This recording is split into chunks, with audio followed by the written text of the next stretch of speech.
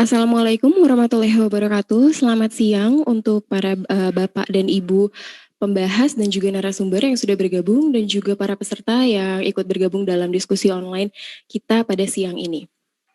Siang ini kita akan mendiskusikan mengenai visi pendidikan dan pelatihan residen dalam Undang-Undang Pendidikan Kedokteran 2013. Perkenalkan, saya Dr. Gianita, saya akan memandu jalannya diskusi kita sampai 1,5 jam ke depan. Bapak dan Ibu, seperti yang sudah kita ketahui bahwa implementasi dari Undang-Undang Pendidikan Kedokteran tahun 2013 sampai sekarang tentunya membawa banyak fokus yang menjadi perhatian. Bahkan banyak juga poin-poin yang sudah dikaji dan menjadi bahan penelitian. Dan ada beberapa highlight yang akan kita angkat di dalam diskusi kita hari ini. Yang pertama adalah mengenai bagaimana peran residen dalam pelayanan kesehatan dan juga apakah itu sudah sejalan antara kewajiban dan hak para residen. Yang kedua adalah bagaimana sistem pendidikan residen saat ini, dari hospital based, university based, atau semi hospital based. Kemudian yang ketiga adalah peran departemen-departemen masing-masing fakultas kedokteran tentunya dalam menjadi ujung tombak setiap perubahan yang ada dalam sistem residensi, pendidikan residen. Kemudian nanti di akhir acara kami ingin menghimpun seluruh ide masukan dari Bapak dan Ibu tentunya untuk nantinya kita jadikan sebagai usul-usul kebijakan untuk memperbaiki, meningkatkan, dan tentunya untuk kemajuan pendidikan residensi di Indonesia. Bersama kita nanti ada 4 pembahas. Yang pertama saya bacakan dari Badan PPSDM Kementerian Kesehatan. Ada Profesor Dr. Abdul Qadir, spesialis THT Konsultan Mars. Yang kedua dari Asosiasi Fakultas Kedokteran Negeri, kami punya Profesor Dr. Ova Emilia, spesialis Obgyn Konsultan. Kemudian dari Asosiasi Rumah Sakit Pendidikan Indonesia, ada Dr. Andi Wahyuni, spesialis anestesi konsultan. Dan dari bidang pengembangan pendidikan kedokteran, Dr. Titi Safitri Prihartiningsi, MMed Education PhD. Dan bersama kita sudah bergabung juga pembicara Profesor Dr. Laksana Trisantoro MSc PhD. Beliau juga merupakan tenaga pendamping pada saat penyusunan Undang-Undang Pendidikan Kedokteran tahun 2012-2013. Untuk sesi yang pertama, paparan dari Profesor Laksono kami persilakan.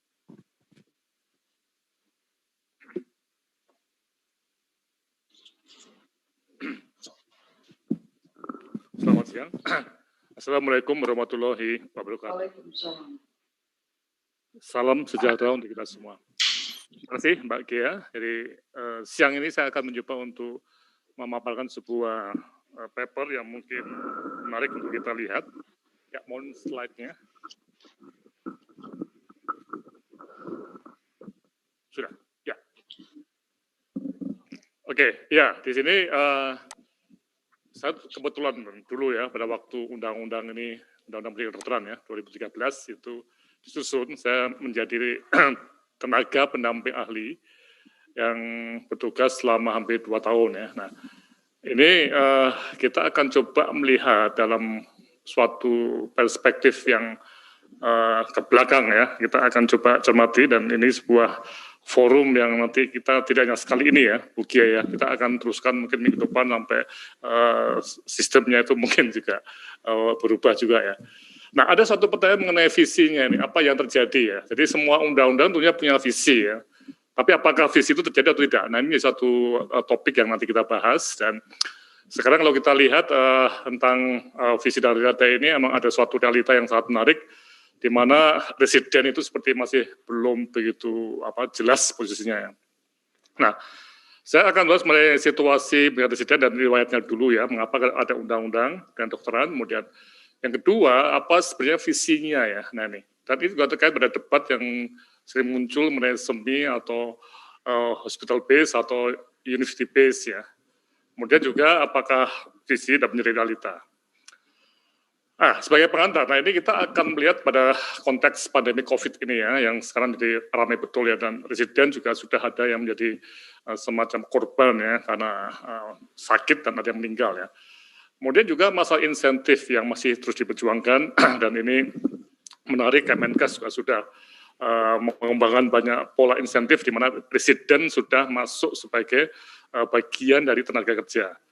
Namun kalau kita lihat, itu belum sama persis ya, karena visi dalam undang-undang nanti akan saya paparkan itu belum menjadi realita saat ini. Nah, ini mengapa ya?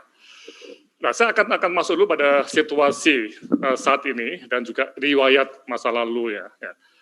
Yang pertama mengenai mungkin ada ketidaktahuan tentang Undang-Undang Pendidikan Kedokteran 2013. Saya kemarin dapat dari WA tentang hasil dari diskusi oleh ID ya, mencari solusi derita, menarik derita BPDS residen dalam masa pandemi COVID-19 ini ya. Ada banyak resume ya yang di situ yang sangat-sangat bagus ya. Artinya memang residen menjadi diperhatikan karena ada pandemi COVID ini ya. Tapi ada beberapa hal yang saya lihat menarik ya di sini, itu terutama dalam konteks Undang-Undang Kedokteran, di mana ada nomor 9 ini perbaikan sistem pendidikan kedokteran melalui perubahan atau revisi Undang-Undang Pendidikan Kedokteran, dan yang 10 masukan untuk tadi hospital base ya. Nah ini yang jadi satu isu kunci ya. Ketika merubah ini, tadi menariknya apakah tidak melihat isinya ya, justru Undang-Undang Pendidikan Kedokteran 2013 itu undang-undang yang sangat pro pada residen. Dan secara historis pertama kali residen itu masuk dalam undang-undang untuk diatur kewajiban dan haknya ya. Ada hak juga ya. Oke, itu yang pertama. Yang kedua, data sekarang kita lihat. Spesialis saat ini itu sangat tidak merata ya. Kita tahu persis, dan kebijakan JKN ternyata juga tidak berkembang. FK dengan RCA tidak bertambah yang didik spesialis ini ya. Jadi kalau kita lihat datanya, ini ada data DAS ya, mungkin bisa dibuka sebentar data DAS itu Mbak. Ya, di mana data DAS ini kita punya data yang cukup menarik dari Badan PSDM ya, di mana kita bisa melihat para para spesialis ya, itu dalam data yang ada di DAS ya. Nah ini. Ya, di sini ya, nanti bisa diklik di situ ya. Anda masuk sana, tapi intinya data DAS itu ya, kita kembali ke PowerPoint ya. Itu akan salah satu datanya itu ya, PowerPoint lagi ya. Itu membahas mengenai penyebaran ya. Ya, dimana kalau kita lihat ya, klik pasti ya. Ini penyakit dalam ya, itu lihat merata, tapi ada beberapa yang masih kosong ya, yang putih itu kosong ya, yang agak ungu itu, ada ungu tebal itu adalah yang paling banyak, dan Jawa paling banyak ya. Kemudian mata, ini sudah mulai ada kurang-kurang. Tapi begitu bicara mengenai subspesialis seperti atau spesialis yang urologi seperti ini banyak sekali kabupaten yang masih kosong dari urologi. Dan ini data yang mungkin overestimate ya, karena ada beberapa yang mungkin tercatat lebih dari satu rumah sakit. Nah, kemudian kalau kita lihat ini berlawanan dengan situasi yang kita harapkan, ketidakadilan terjadi karena seperti ini. Dan ini mengundang masuknya dokter spesialis dan subspesialis asing dari luar negeri tentunya. Nah, sekarang bagaimana jumlah dan tempat asal dan tujuan kerja residen? Ternyata belum ada data sama sekali. Dan ini tentunya menyulitkan pengambilan kebijakan tentang residen ya. Jadi mau dilihat ya, sekarang kita tidak tahu berapa jumlah residen ya, dan mungkin di Badan PSDM pun juga belum disebutkan residen sebagai tenaga kerja yang ada datanya. Apalagi fellow ya, dan ini betul-betul kita rentan untuk dimasuki spesialis dan subspesialis asing dalam konteks MEA, juga mungkin yang program-program global lainnya. Oke. Dan juga ada kemudian sesuatu yang kita belum jelas ya, yang inginkan jumlah spesialis dan sub itu tidak meningkat. Jadi ada suatu stagnasi yang perlu kita cermati ya. Nah, kemudian kalau kita lihat riwayatnya dulu ya, itu memang saya selaku TPA tadi, saya sudah lama sekali ya, 20 tahun yang lalu ya, kira-kira ya. Waktu saya ke Harvard, kemudian istri saya itu jadi residen tamu di Children's Hospital ya, di Boston ya. Itu saya betul-betul melihat apa yang terjadi di sana ya. Sama hospital base ya. Tapi ada tata kelola yang baik, dan kolegium itu terpisah dari organisasi profesi ya, dari AMA, dan tidak ada monopoli organisasi profesi. Atmosfer akademik sangat kuat sekali di rumah sakit, tapi mereka tetap melekat ke Harvard. Jadi ini modelnya di sana itu Harvard memang hospital base. Kalau waktu itu kita UGM kita bandingkan itu memang beda sekali ya, termasuk ada bullying dan sebagainya, itu sangat-sangat menarik ya. Nah, di Harvard itu strukturnya seperti ini ya. Jadi residen itu dilatih di banyak rumah sakit yang berafiliasi dengan Harvard ya. Yang di atas itu ya. Nah, yang di departemen itu yang di kiri ya. Nah, jadi ada residen anak yang di di Children's Hospital, ada yang di Massachusetts General Hospital dan sebagainya. Jadi terbagi-bagi.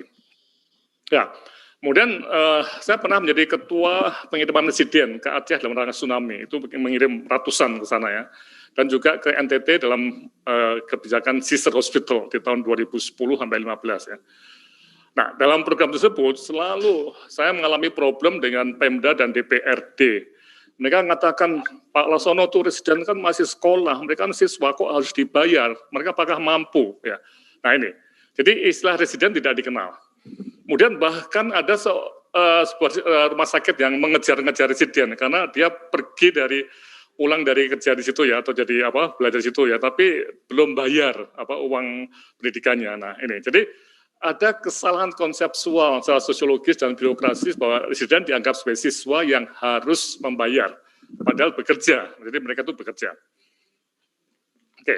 Nah, kemudian ada benchmark ke UK dan Australia, waktu juga mengajak teman-teman dari ID. Nah, ini juga ternyata ada masalah konseptual di sana, ya, di Indonesia yang tidak cocok dengan model global. Jadi kita masih dianggap mahasiswa biasa.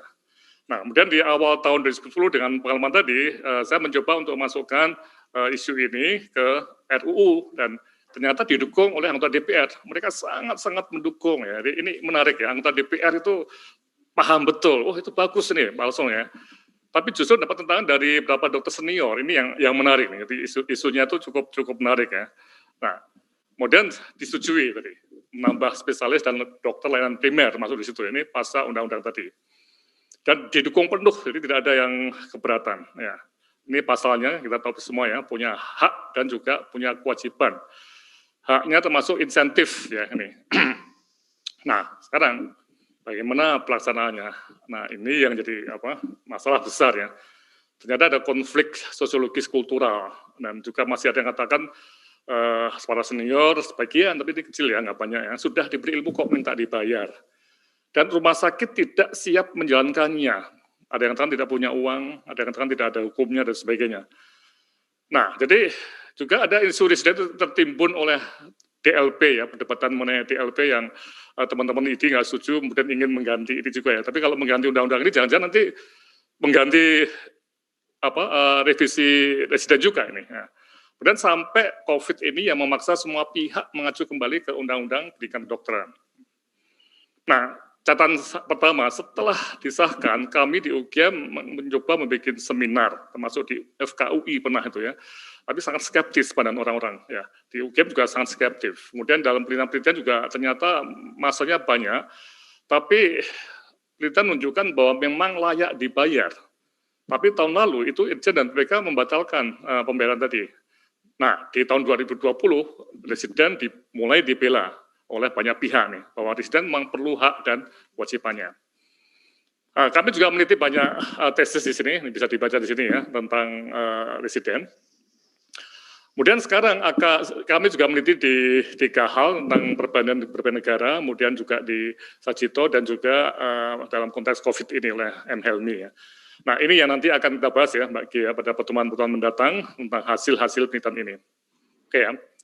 Nah, selanjutnya, visi ya. Saya akan 5 menit terakhir ini, saya akan coba membahas mengenai visinya. Jadi, visinya itu mengintegrasikan pelayanan dalam konteks pendidikan ya. Jadi, ini memang undang-undang mengenai pendidikan, tapi tidak lepas dari pelayanan. Nah, ini yang kita coba dulu terpisah sekali dengan undang-undang pendidikan kedokteran itu dijadikan supaya lebih integrasi ya. Di integrasinya tadi tentunya pemahaman akan nilai-nilai prinsip yang bersama dan juga perencanaan dan juga pelaksanaan. Nah, termasuk di dalam adalah residen dan fellow yang bukan mahasiswa biasa ya. Jadi nilai ini sesuatu yang baru ya, dan waktu undang-undang itu disusun itu memang masuk sebagai suatu inisiatif dari DPR dan dari teman-teman yang menganggap ini perlu. Nah, ini satu perubahan yang sangat-sangat bermakna sebagai mahasiswa yang bukan pekerja, menjadi mahasiswa bukan biasa yang sebagai pekerja. Nah, dan kemudian sudah kita lihat tadi ya, ada. Ya. Nah, ini menjadi bagian tidak terpisahkan dari SDM kesehatan yang bekerja di rumah sakit. Nah, tapi ada 2 mekanisme pendidikan, yang hospital based sama yang unit based. Nah, Kami membahas pada waktu itu memang tidak bisa hospital base karena kita tetap mengacu pada undang-undang sistem pendidikan nasional yang pendidikan formal. Dan situasi kolegium juga masih belum independen. Suasana akademik di masing-masing juga belum memungkinkan. Jadi banyak faktor yang menjadikan kita tetap university base ya. Ya. Jadi tetap pendidikan itu university base, tapi nah ini yang menarik ya. Sudah mengarah ke semi hospital base, di mana residen itu diharapkan masuk ke rumah sakit pendidikan utama dan jaringan berdasarkan kebutuhan pelayanan kesehatan ya. Tapi ijazah tetap oleh perguruan tinggi karena ini syarat dari Undang-Undang Sisdiknas ya. Nah, sehingga secara hukum itu tetap mengacu ke Undang-Undang Sisdiknas, namun secara praktis itu mengarah ke hospital base. Jadi ada semi hospital base yang arti operasionalnya itu residen itu bukan pekerja di RS pendidikan dan rumah sakit pendidikan jaringan. Sehingga rekrutmennya pun itu butuh suatu apa yang kita sebut sebagai sistem yang benar-benar membutuhkan SDM. Jadi seperti di Amerika Serikat, residen itu direkrut oleh rumah sakit untuk keperluan pelayanan jaminan asuransi di sana. Nah ini, jadi artinya apa? Begitu BPJS meningkat, tentunya perlu penambahan RS pendidikan. Nah ini sebagai contoh ya. Saya akan bisa detail ya di sini. Misalnya FKKMK itu mendapatkan kuota ya, di undang-undang itu ada kuota menerima 10 residen misalnya ya. Ini misal loh ya. Nah, untuk itu akan dilakukan proses oleh Departemen Obskin bersama dengan nah ini KSM Obskin Sajito, KSM Obskin Rumah Sakit Suraji Klaten, KSM Obskin Rumah Sakit Banyumas dan lain ya. Nah, disinilah yang menarik ya. Ini harus detail betul ya, detail ya. Nah, kalau misalnya Sajito itu hanya mampu menerima 6 dari kapasitas pelayanannya ya, nah, tidak boleh dipaksakan terima 10. Jadi yang 2 itu harus dikirim ke Klaten, yang 2 dikirim ke Banyumas misalnya nih. Jadi ini benar-benar sebuah sistem yang kita berbasis pada beban pelayanan ya. Bukan kuota pendidikan ansih ya yang sekarang menjadi masalah. Karena sekarang kita tahu ada rumah sakit yang ada ribuan residen dan ini memang betul ya. Nggak akan mampu untuk membayari semua ini. Karena ribuan itu juga akan menjadi semacam apa istilahnya itu jumlah yang tidak jelas apakah itu bekerja secara maksimal atau tidak. Nah, dengan demikian, nah ini yang jadi masalah besar ya, akan ada lulusan SPOG, FKKMK, UGM yang didikan Sajito.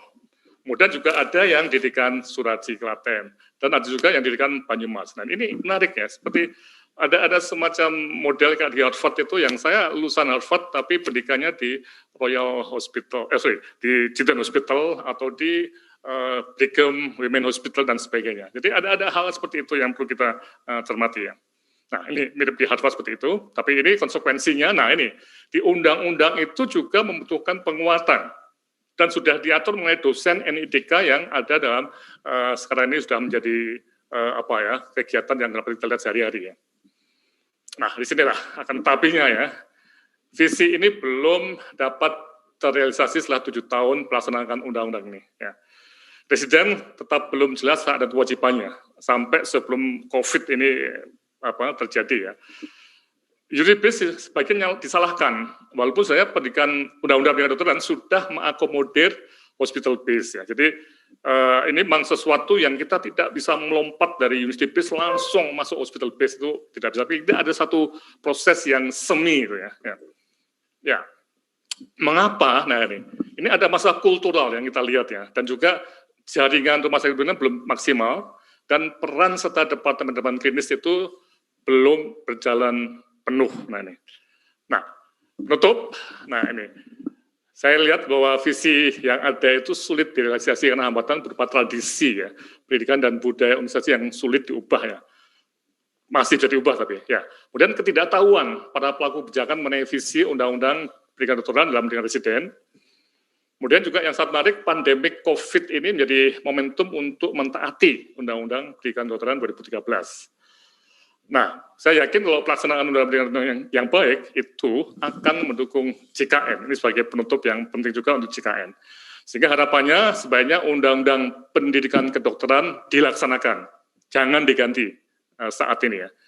Namun pelaksanaannya justru ini yang perlu betul dilakukan dengan seksama dan detail dengan berbagai aturan turunan. dan para pelaku pendidikan kedokteran dapat merubah cara pandang tentang pendidikan residen. Ini yang diharapkan sekarang ini. Mari kita jangan debat banyak mengenai dirubah atau tidak undang-undang kedokteran, tapi kita mari lakukan dulu ini. Baru kita mengatakan ya mungkin kalau jelek ya revisi. Saya kira itu, Mbak Gia. Terima kasih atas perhatiannya. Mari kita diskusikan. Ya.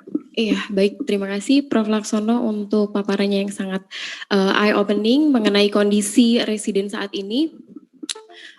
Tadi paparannya mengenai perlindungan residen. Seperti yang kita tahu bahwa beberapa hari yang lalu memang ada rilis data, ada ratusan residen yang terpapar COVID, bahkan sebagian meninggal ya Prof. Lalu kemudian juga mengenai ketersediaan data. Mungkin sekarang kita kalau mau lihat jumlah dokter spesialis itu mudah diakses, tapi untuk data residen, jumlah, lokasi, dan juga preferensi tempat kerja mereka setelah lulus, itu tidak ada. Padahal itu sangat penting untuk selanjutnya kita membuat kebijakan terkait dengan pendayagunaan, penempatan, dan rekrutmen para dokter dan calon dokter spesialis ini. Kemudian juga mengenai sistem pendidikan residen yang berbasis pelayanan rumah sakit. Nah, sekarang kita akan lihat bagaimana tanggapan dari Asosiasi Fakultas Kedokteran Negeri oleh Profesor Dr. Ova Emilia, Spesialis Obgyn Konsultan. Selamat siang Prof. Ova, sudah tersambung? Selamat siang. Ya, silakan Prof untuk paparannya. Ya, terima kasih. Saya tidak ada paparan, Dr. Gea. Terima kasih Prof. Laksono untuk paparannya yang sudah sangat komprehensif dan juga jelas. Jadi saya sangat sepakat bahwa Undang-Undang Pendidikan Kedokteran yang sudah kita tahu bersama sejak 7 tahun yang lalu, ini sebetulnya merupakan suatu bentuk perhatian khusus bahkan ya, dari pemerintah terhadap pendidikan dokter itu sendiri, yang tadinya tidak ada undang-undang khusus untuk itu. Nah, ternyata memang banyak hal yang sudah diatur, namun masih banyak pula tantangan-tantangan atau kesulitan dalam mengimplementasi banyak ide-ide yang ada di situ. Nah, ini tadi yang dimunculkan adalah yang berkaitan dengan residen, yang sebetulnya betul tadi yang disampaikan Prof. Laksono. Saya juga mengikuti beberapa kali diskusinya bahwa ternyata walaupun sudah ada amanat di undang-undang, tetapi di lapangan tidak begitu saja dengan mudah dapat dilaksanakan. Masalah administrasi lintas unit kerja ya di pemerintahan tentunya, dan juga definisi-definisi yang ada di lapangan itu menunjukkan bahwa ada ketidaksepakatan dari suatu prinsip utama. Tadi Prof. Laksono mengatakan prinsip utamanya adalah tentang status, karena status ini yang kemudian menjadikan persepsi yang berbeda. Saya kira di sini tadi Prof. Laksono mengatakan bahwa status residen itu jelas bukan murni mahasiswa, ya, tapi mahasiswa yang di situ dia belajar, tapi belajarnya itu kalau kita tahu piramida Miller, dia diharapkan akan banyak melakukan, jadi yang doing. Nah, otomatis mahasiswa yang peserta didik yang memang dituntut melakukan doing, nah doing-nya ini adalah doing untuk melakukan pelayanan terhadap orang yang sakit. Nah, tentunya mau tidak mau dia terlibat di situ, di dalam lingkungan rumah sakit. Sehingga kalau kita lihat seorang residen yang mungkin awal ya, di awal-awal tahun, sama residen yang mungkin hampir selesai, ini kontribusinya tentunya semakin senior semakin meningkat. Yang kalau bisa saya katakan bahwa kalau residen, contohnya karena saya kebetulan obskin, misalnya seorang residen membutuhkan untuk mampu melakukan, jadi kompeten untuk melakukan seksio sesaria, mungkin dia perlu 10 kali pendampingan. Tapi setelah itu dia akan lebih banyak mengerjakan, tapi untuk meningkatkan learning curve-nya. Jadi di sini komponen bekerjanya itu lebih tinggi dibanding komponen belajarnya. Walaupun kita tahu bahwa belajar bagi semuanya, termasuk bagi orang yang sudah lulus pun tetap berkelanjutan. Tetapi aspek ini mestinya perlu dihargai. Sehingga kalau kita lihat memang feature dari suatu pendidikan profesi yang banyak magang itu, nah tentunya semakin tinggi, semakin senior, maka komponen dari bekerja itu menjadi lebih tinggi. Nah ini yang saya kira tadi disoroti bahwa kita perlu melihat bahwa status itu menjadi tidak sama dengan peserta didik murni. Sehingga di sini perlu ada suatu penghargaan di situ. Kalau di dalam undang-undang pendidikan kedokteran ada 3 hak yang diperoleh oleh seorang residen. Yang pertama adalah berkaitan dengan perlindungan hukum, termasuk perlindungan hukum. Yang kedua adalah berkaitan dengan penghargaan, termasuk insentif, ya. Dan yang terakhir adalah berkaitan dengan jam kerja yang tentunya sesuai dengan kemampuannya. Nah, 3 hak itu yang mestinya juga perlu diprotek, dan ini merupakan suatu kewajiban dari institusi, 2 institusi, baik institusi pendidikan ataupun rumah sakit. Kalau kami di lapangan, kita membuat semacam SKB gitu ya, surat kesepakatan gitu ya, kesepakatan bersama antara institusi dekan di sini bersama direktur ya, untuk mengatur hal-hal tersebut sehingga bisa menjaga 3 hak tersebut ya. Dan tentunya kewajibannya sudah pasti ada di situ ya, itu tertuang di dalam undang-undang pendidikan kedokteran. Nah, oleh karena itu dari kasus yang ada, kejadian yang ada di residen ini, kita melihat bahwa pendidikan profesi itu tidak murni pendidikan yang seperti pendidikan akademik, tapi dia adalah suatu merge ya antara pendidikan dan pelayanan, dan itu tidak bisa dipisahkan.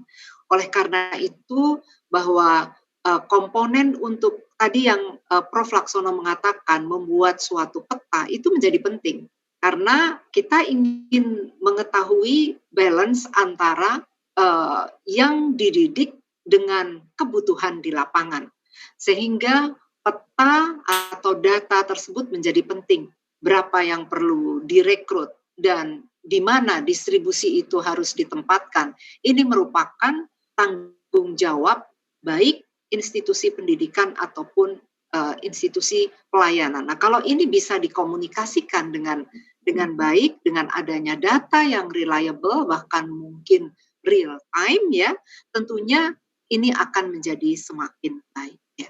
Saya kira itu tanggapan saya, mungkin nanti ada beberapa diskusi ataupun pertanyaan, sangat welcome. Terima kasih.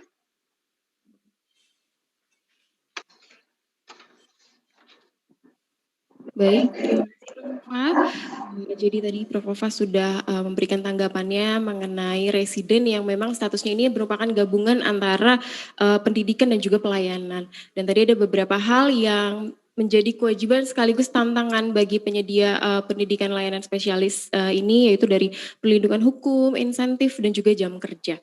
Baik, selanjutnya kita akan ke pembahas berikutnya dari Asosiasi Rumah Sakit Pendidikan Indonesia, Dr. Andi Wahyuni, spesialis anestesi konsultan.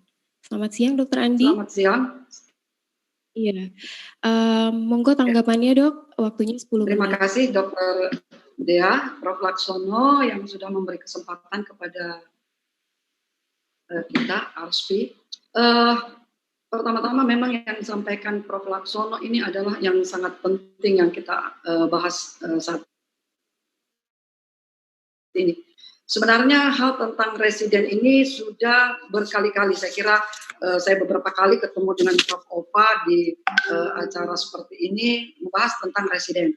Nah, ini sebenarnya masalah di Indonesia ini adalah adanya pendidikan spesialis itu karena adanya kebutuhan, tetapi masalahnya kebutuhan sudah dipenuhi oleh Fakultas Kedokteran bersama Rumah Sakit Pendidikan, distribusinya yang tidak merata. Nah, ini mungkin salah satu PR kita bersama, bagaimana membuat distribusi yang merata, karena kalau dikatakan bahwa dokter spesialis kurang, mungkin beberapa profesi itu mungkin malah berlebih, tetapi distribusinya yang tidak merata. Nah, ini salah satu aspek yang menjadi PR kita bersama. Kita kenal bahwa residen itu tentunya tadi sudah disampaikan bahwa diterima oleh Fakultas Kedokteran dan lebih banyak bekerja di rumah sakit pendidikan. Apakah itu rumah sakit pendidikan utama maupun rumah sakit pendidikan jejaring. Saya setuju yang disampaikan oleh Prof. Ova tadi bahwa residen itu lebih banyak melakukan pelayanan daripada pendidikan di rumah sakit pendidikan. Itu saya setuju dengan statement itu. Tapi kita akan melihat lagi bahwa ada yang harus kita atur bersama sehingga tidak menjadi beban di rumah sakit. Seperti misalnya berapa kuota di rumah sakit pendidikan utama dan rumah sakit pendidikan jejaringnya. Ini yang mungkin yang harus kita tingkatkan, kita optimalkan, duduk bersama Fakultas Kedokteran sehingga ketika Fakultas Kedokteran menerima peserta didik itu betul-betul sesuai kuota yang ada di rumah sakit pendidikan utama maupun jejaring. Saya bisa mengerti bahwa rumah sakit pendidikan jejaring memang sebagian kita harus tingkatkan kemampuannya tidak sama seperti rumah sakit pendidikan utama. Itu adalah tugas rumah sakit pendidikan utama bagaimana meningkatkan kompetensi dari rumah sakit pendidikan jejaringnya. Nah, ini yang mungkin kita harus bersama-sama duduk kembali. Saya kira ini sudah sering kita lakukan bersama Fakultas Kedokteran sehingga kita bisa melihat ketika residen itu misalnya tadi Prof. Ova menyampaikan bahwa itu Opjin. Saya juga ambil contoh Opjin. Bahwa misalnya Opjin di Rumah Sakit Sarjito misalnya. Di Rumah Sakit Sarjito departemen Opjinnya mungkin cuma membutuhkan residennya 10 misalnya. Nah, dari fakultas harusnya mengirim residen ke Rumah Sakit Sarjito 10 gitu. Bagaimana dengan Rumah Sakit Suraji? Bagaimana Rumah Sakit Banyumas dan lain-lain? Ini yang kita harus atur bersama sehingga residen itu betul-betul menjadi aset satu rumah sakit. Ketika kita memberikan kebutuhannya 10, kita berikan 20, tentu 10 berikutnya itu akan menjadi beban rumah sakit tersebut. Karena tentunya rumah sakit pendidikan sudah mengatur bagaimana menghitung beban kerja konsulen dan bagaimana beban kerja dari residen yang tadi disampaikan bahwa dalam pendidikan dokter spesialis memang sebagian besar melakukan pelayanan. Terkait dengan pasal 31 adalah insentif yang disampaikan di Undang-Undang Pendidikan Kedokteran 2013. Saya kira semua rumah sakit pendidikan setuju itu, setuju. Bahkan sudah ada yang pernah mengaturnya.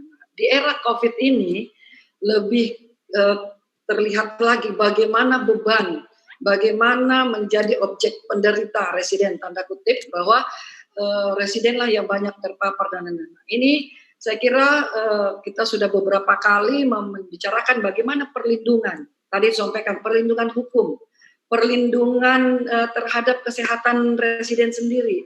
Saya kira kita sudah sepakat bahwa setiap residen kita harus melakukan tes screening, PCR. Justru kita tidak dari rumah sakit pendidikan, kita mungkin menganjurkan tidak lagi melakukan rapid misalnya, PCR. Tetapi siapa? Biayanya dari siapa? Nah ini yang memang kemarin saya kira di surat edaran Menteri Mendikbud juga sudah disampaikan. Bagaimana mengatur jam kerja? Nah itu juga perlu kita bersama mengatur ketika residen jaga berapa lama dia harus istirahat dan berapa lama. Saya kira itu yang perlu betul-betul yang kita bicarakan. Selain tentunya perlindungan dari soal pemberian insentif. Kalau insentif memang dari awal kami dari ARSPI selalu berupaya bahwa residen inilah yang garda terdepan yang harus diperhitungkan untuk pemberian insentif. Nah mungkin mudah-mudahan di sini ada dari Kepala Badan PPSDM Prof. Kadir mungkin akan memberikan penjelasan untuk pemberian insentif karena memang residen menjadi salah satu perjuangan kita bersama untuk mendapatkan insentif. Dan saya kira untuk Kepala Badan PPSDM Prof. Kadir ini juga menjadi penting. Ketika ada tubel untuk residen, apakah itu tubel Kementerian Kesehatan atau tubel daerah, saya mengusulkan tidak disebutkan untuk daerah mana, terutama untuk kementerian dari tubel Kementerian Kesehatan. Karena 4 tahun dia belajar, belum tentu kebutuhannya sama dengan tahun ketika dia tanda tangani surat bahwa dia akan ditempatkan di satu tempat tersebut. Ketika 4 tahun itu sudah ada orang, itu akan menjadi mubazir tenaganya. Salah satu contoh yang kasus yang terakhir yang saya tahu bahwa di daerah Maluku, di daerah MTB, daerah Saumlaki, itu ada 2 dokter spesialis anak di situ sebenarnya. Mungkin dua-duanya tubel. Padahal di situ pasiennya mungkin tidak terlalu banyak. Ya memang laporan tempat tidak terlalu banyak. Tapi dokter yang satunya akan mengisi ke tempat yang lain, masih tetap di provinsi Maluku, tetapi tidak bisa pindah karena sudah tanda tangan untuk MTB, tidak bisa pindah ke daerah lainnya juga di daerah Maluku. Nah ini hal-hal yang perlu kita perhatikan bahwa ketika menandatangani pernyataan, lebih baik tidak menyatakan satu tempat. Ketika dia lulus kita lihat kebutuhannya seperti apa. Pusatlah, Pemda pusat dan Pemda daerah lah yang menentukan daerah mana yang membutuhkan jenis spesialis tersebut. Jadi kesimpulannya Prof. Laksono bahwa kami dari ARSPI adalah sangat setuju adanya pemberian insentif bagi residen di rumah sakit pendidikan. Cuman mungkin selamanya ada rumah sakit pendidikan tidak melaksanakan ini karena ada terkendala tentunya dari sumber-sumber anggaran yang lain.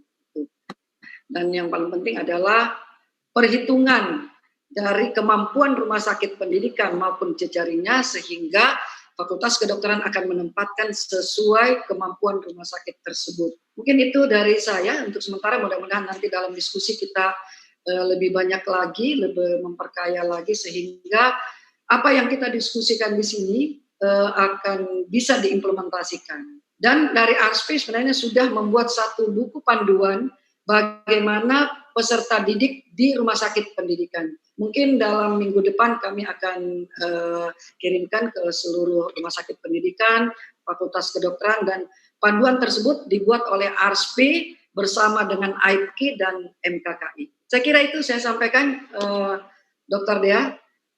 Mudah-mudahan ini bisa memperkaya kita. Terima kasih. Wabillahi taufiq walhidayah. Wassalamualaikum warahmatullahi wabarakatuh. Waalaikumsalam.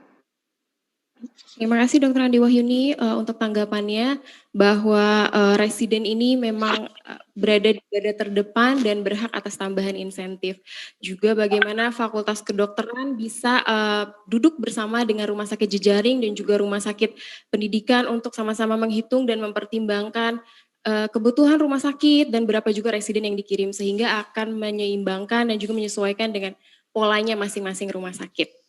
Lalu tadi juga ada tentang penempatan tubel, bagaimana nanti residen ini tidak hanya ketika mereka pulang, perjanjiannya tidak hanya di satu rumah sakit, karena mungkin kebutuhannya itu sudah berubah dari tahun ke tahun. Selanjutnya kita akan mendengarkan tanggapan dari Ketua Bidang Pengembangan Pendidikan Kedokteran, Dr. Titi Safitri. Halo Dr. Titi, sudah tersambung? Selamat siang. Assalamualaikum warahmatullahi wabarakatuh. Sudah di-unmute ya, terima kasih. Yang saya hormati Prof. Laksono, Bu Ova, Bapak Ibu semuanya, senior. Pertama terima kasih atas kesempatan yang diberikan kepada PBID untuk ikut sharing di dalam acara diskusi ini. Jadi sebetulnya yang diundang adalah PBID, karena itu yang kami sampaikan adalah pandangan dari PBID, sedangkan kami mendapat disposisi untuk mewakili Ketua Umum PBID. Jadi ini yang akan kami sampaikan terkait materi presentasi dari Prof. Laksono. Jadi memang tampaknya kita semua menuju kepada arah yang sama, yaitu kita sepakat perlu ada perbaikan kebijakan terkait PPDS ya, Program Pendidikan Dokter Spesialis, termasuk residennya. 3 hal yang akan kami sampaikan. Yang pertama adalah tentang peran dan fungsi ID, kemudian yang kedua tentang Undang-Undang Nomor 20 Tahun 2013 beberapa pasal yang sudah dikaji oleh PBID dan ada beberapa yang ambigu begitu. Selain itu juga pengkajian terhadap pasal-pasal Undang-Undang Nomor 20 2013 ini bersama oleh komite bersama 5 organisasi yang terdiri dari PBID, kemudian dari PDGI, ARSPI, AIPKI, dan Asosiasi Rumah Sakit Gigi dan Mulut gitu. Nah, setelah itu kami akan menyampaikan usulan jangka panjang dan jangka pendek. Pertama, mengenai peran dan fungsi OP itu sudah jelas disebutkan di Undang Nomor 20 tahun 2003 tentang Sistem Pendidikan Nasional, kemudian di Undang-Undang Nomor 29 tahun 2004 tentang Praktek Kedokteran, Undang-Undang Nomor 12 tahun 2012 tentang Pendidikan Tinggi, Perpres Nomor 8 tahun 2012 tentang KKNI, dan putusan Mahkamah Konstitusi RI Nomor 80 PU 16 2018 dan di ADART ID tahun 2018. Jadi kami tidak akan memperlihatkan pasal-pasal secara rinci, tetapi mungkin yang perlu kami sampaikan adalah bahwa kepemimpinan di ID itu adalah kepemimpinan kolektif yang terdiri dari PBID bersama majelis-majelisnya. Di sini ada Majelis Kolegium Kedokteran Indonesia. Dan juga di Undang-Undang Praktek Kedokteran pasal 14 organisasi profesi baik kedokteran dan kedokteran gigi itu adalah unsur penyusun dari anggota Konsil Kedokteran, sehingga memang peran dan fungsinya cukup kuat.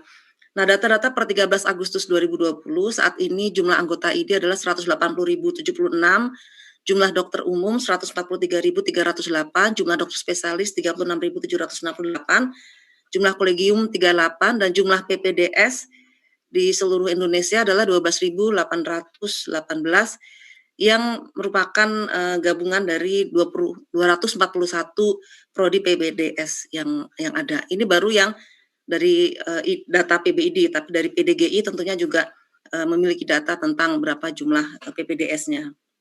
Nah, untuk pasal-pasal yang ambigu kami juga tidak akan membahas secara rinci, tapi kami akan ambil satu contoh saja, yaitu di pasal 5 penyelenggaraan pendidikan kedokteran. Di sini disebutkan pendidikan kedokteran diselenggarakan oleh perguruan tinggi.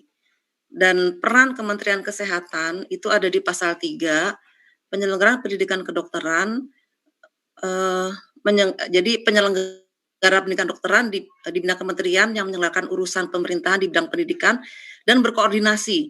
Jadi dengan Kementerian Kesehatan itu statusnya berkoordinasi saja. Nah, tapi dengan rumah sakit pendidikan ini bekerja sama. Padahal kita tahu rumah sakit pendidikan itu ada di bawah Kemenkes, dan juga wahana pendidikan kedokteran ada di bawah Kemendagri gitu. Dan Kemendagri ini yang belum tersebutkan di sini gitu. Kemudian di bagian ketiga penyelenggaraan pendidikan kedokteran, di sini juga disebutkan bahwa pendidikan kedokteran terdiri atas pendidikan akademik dan pendidikan profesi. Lalu pendidikan akademik ada sarjana, magister, dan doktor, dan profesi itu ada profesi dokter dan dokter gigi, serta ada untuk DLP dan spesialis. Nah, di sini juga disebutkan bahwa program profesi dokter dan profesi dokter gigi merupakan program lanjutan yang tidak dari program sarjana dan dilanjutkan dengan intensif. Nah, kalau kita lihat di Undang-Undang Nomor 12 tahun 2012 tentang pendidikan tinggi, di sini disebutkan bahwa pendidikan profesi dapat diselenggarakan oleh perguruan tinggi, tetapi harus bekerja sama gitu. Jadi bukan hanya sekedar berkoordinasi, tapi bekerja sama dengan kementerian lain dan organisasi profesi yang bertanggung jawab atas mutu layanan. Jadi pendidikan profesi bisa diselenggarakan oleh perguruan tinggi asalkan bekerja sama tadi, tidak hanya sekedar berkoordinasi. Dan juga pendidikan profesi bisa dilakukan oleh OP saja gitu. Nah, di pasal 43 ini juga disebutkan Undang-Undang Nomor 12 tahun 2012 tentang pendidikan tinggi, sertifikat profesi merupakan pengakuan untuk melakukan praktek profesi yang diperoleh lulusan pendidikan profesi. Nah, di sini ditekankan lagi, pendidikan profesi itu diselenggarakan oleh perguruan tinggi bekerja sama. Jadi tidak bisa hanya oleh perguruan tinggi. Nah, jadi di sini ada menurut pandangan tim ada masalah yang cukup mendasar di pasal 5 ayat 1 karena di sini disebutkan pendidikan kedokteran diselenggarakan oleh perguruan tinggi saja. Nah, ini salah satu penyebab yang membuat dari Kementerian Kesehatan maupun Kementerian Dalam Negeri masuk itu menjadi agak sulit gitu ya. Apalagi untuk masuk dalam arti bahkan bertanggung jawab, ikut bertanggung jawab dan ikut alokasi dana gitu. Karena kalau biaya insentif residen tadi dibebankan kepada rumah sakit pendidikan, ya sudah banyak rumah sakit pendidikan yang teriak-teriak begitu, berapa miliar dalam setahun harus alokasi dan itu tidak bisa dialokasikan karena bukan pegawai tadi, karena status menurut peraturan di undang-undang yang sekarang berlaku, PPDS adalah mahasiswa peserta didik, bukan kepegawaian, sehingga tidak bisa diperlakukan sebagai pegawai rumah sakit gitu. Nah, itu yang ambigu. Kemudian lalu di mana letaknya tadi? Jadi masalah definisi pendidikan profesi. Bila memang pendidikan dokter adalah pendidikan profesi, maka selama ini untuk pendidikan koas, organisasi profesi tidak terlibat langsung di dalam pendidikan koas. Ini betul-betul di bawah perguruan tinggi. Dan juga kalau kita mau konsisten dengan Undang-Undang Dikti nomor 2012 tahun 2012 tadi, pendidikan profesi itu mendapat sertifikat profesi sehingga dokter tidak mendapatkan ijazah. Dan terminal pendidikan dokter adalah dokter, bukan sarjana kedokteran, karena memang ini satu kesatuan yang tidak terpisahkan. Begitu pula untuk PPDS. Kalau memang PPDS adalah pendidikan profesi, maka PPDS tidak mendapat gelar akademik dan ijazah, hanya mendapat sertifikat profesi. Jadi 4 tahun sekolah dapatnya sertifikat profesi. Dan juga tidak perlu ada penelitian, karena ini adalah pendidikan profesi, bukan pendidikan akademik gitu. Nah, ini menyebabkan ambigu di lapangan, karena itu IDI bersama 5 organisasi, tadi PDGI, AIPKI, ARSPI, AFDOGI, itu bersama-sama mengajukan ke DPR RI untuk melakukan revisi pada RUU Dikdok gitu. Nah, ini hanya contoh, salah satu kebetulan kemarin yang mengusulkan itu melalui lewat Partai Nasdem. Dan ini salah satu contoh revisinya adalah, jadi definisi pendidikan kedokteran itu bukan hanya pendidikan profesi saja atau akademik saja, tapi merupakan satu kesatuan gitu. Karena memang sejak awal tidak terpisahkan antara akademik dan profesi. Dan ini juga kita lihat di negara lain bahwa MD itu mendapat diploma atau ijazah gitu, dan MD itu adalah setingkat master. Jadi adanya bachelor itu bukan terminal pendidikan, tapi sebagai tahap pendidikan. Dan dokter mendapat ijazah atau diploma. Dan ini sudah diadopsi di banyak negara, terutama di Eropa. Ini mengikuti model European Qualification Framework di negara-negara Eropa. Ini salah satu bentuk usulan untuk penyelesaian masalah. Nah, lalu bagaimana? Usulan PBID untuk menyelesaikan masalah residensi ini, jangka panjang dan jangka pendek. Nah, memang jangka panjangnya ini adalah masalah mendasarnya adalah pengaturan sistem birokrasi yang antara Kementerian Pendidikan, Kementerian Kesehatan, Kementerian Dalam Negeri, Kementerian Keuangan, ini sendiri-sendiri. Nah, ini perlu disatukan gitu ya dalam satu pentagram. Nah, di sini. Jadi dasar pemikirannya adalah pendidikan kedokteran adalah suatu ekosistem yang melibatkan banyak pihak ya dalam rangka menciptakan health system based on people's need, maka melibatkan pembuat kebijakan, profesi dokter, institusi pendidikan, masyarakat dan health manager. Kemudian ini adalah roadmap, jadi tujuan revisi adalah untuk mencapai universal health coverage melalui quality, akses, dan retensi, dan ini adalah pasal-pasal yang direvisi begitu. Karena revisinya banyak, akhirnya DPR mengusulkan penggantian undang-undang. Dan salah satu pasal yang baru adalah sistem kesehatan akademik. Dan ini sudah masuk ke dalam draft. Jadi kita melihat pendidikan kedokteran itu sebagai suatu sistem, ya, sistem pendidikan kedokteran bagian dari sistem pendidikan nasional, sehingga karena ini suatu kesisteman, maka sangat dimungkinkan untuk melibatkan berbagai unsur kelembagaan dan sumber daya, sehingga terbangun jaringan pendidikan, penelitian, dan pelayanan sebagai suatu kesatuan. Begitu pula di sini sudah ada pusat kesehatan akademik, adalah kesatuan antara FKG dengan rumah sakit pendidikan dan pendidikan. Jadi yang diimpikan oleh Prof. Laksono, integrasi antara pendidikan dan pelayanan ini sudah terjawab gitu di revisi di Undang-Undang RUU yang baru ini. Jadi sudah ada pasal khusus tentang pusat kesehatan akademik, ada pasal khusus tentang sistem kesehatan akademik gitu. Nah, ini adalah sistem pendidikan kesehatan, juga kelihatan bahwa semua pihak yang terkait dengan pendidikan dan pelayanan itu menyatu begitu. Nah, harapannya ke depan ini bisa memecah ke tembok-tembok birokrasi antar berbagai kementerian, karena di sini ada sinkronisasi struktur serta fungsi. Nah, solusi jangka pendek adalah melaksanakan surat edaran Menteri Pendidikan dan Kebudayaan yang baru keluar tanggal 12 Agustus 2020. Ini solusi jangka pendek force majeure dalam rangka penyelesaian COVID. Dan di dalam pasal yang baru sebetulnya juga sudah dimasukkan di revisi Undang-Undang Dikdok, mahasiswa berhak memperoleh perlindungan hukum, memperoleh waktu istirahat, mendapatkan asuransi kesehatan, mendapatkan perlindungan, dan juga mendapatkan insentif. Nah, cuma tadi insentifnya siapa? Karena itu perlu keterlibatan berbagai kementerian di dalam penyelenggaraan pendidikan kedokteran. Terima kasih. Wassalamualaikum warahmatullahi wabarakatuh. Waalaikumsalam, terima kasih banyak Dr. Titi untuk tanggapannya bahwa pendidikan residen ini tidak hanya tidak hanya dibebankan kepada rumah sakit saja atau tidak hanya kepada universitas saja, tapi memang harus kolaborasi semua sistem melibatkan banyak pihak. Lalu bagaimana peran kementerian? Kali ini kita sudah bergabung bersama kita ada pimpinan Badan PPSDM Kementerian Kesehatan, Prof. Dr. Abdul Qadir, spesialis THT Konsultan Mars. Selamat siang, Prof. Abdul. Prof. Qadir. Selamat siang, Prof. Abdul Qadir. Bisa tersambung?